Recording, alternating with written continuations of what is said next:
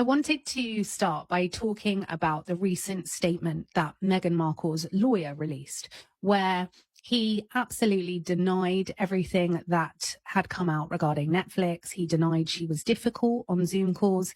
And we saw him absolutely focus in on the fact that she's a working mum.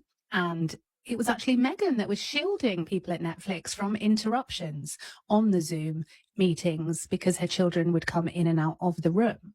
What do you make of this statement and the approach that Meghan and her lawyer have taken to deflect? I mean, it's tricky, isn't it, Lauren? Because obviously no one wants to be portrayed in an awful light, especially when your notoriety is of that magnitude, let's say. However, I think everyone in the general public like real and would like some honesty, I suppose.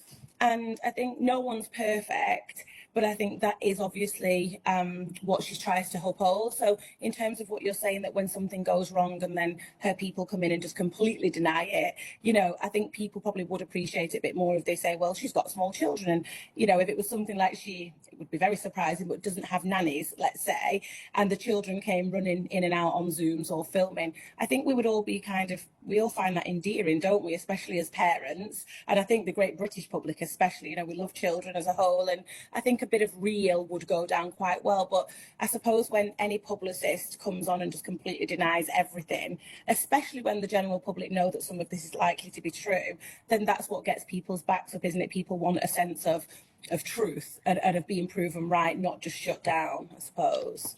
And I guess as well, the statement that the lawyer released, very much for me, looking at it as a former publicist, he is trying to gaslight people and shame them for even questioning that Meghan's a working mum. Why are you focusing on her being a working mum? It's not her fault her children came in. But I actually think there's a much darker strategy here, whereby they're trying to shame the public into not questioning the real truth about how Meghan Markle behaves and how she treats people. So I'd love to get your take on that. I mean, what I can say is that there has been a repeated history of these kind of unpleasantries, I suppose, in terms of behaviours. On the surface, she's very charming, very warm, and so on. So I think a lot of people are conflicted in what to believe, as they are with many other celebrities. But, she stepped into the British royal family, so there's an extra added interest, isn't there, an investment, I suppose.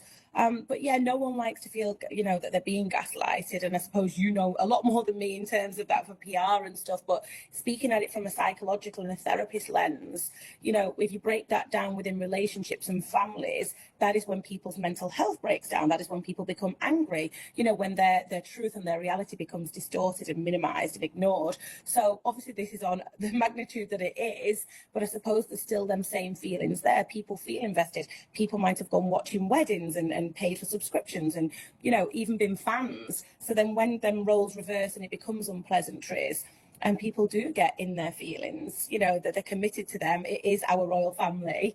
And when someone comes on that's his job, but there's no accountability, it is going to get people's backs up.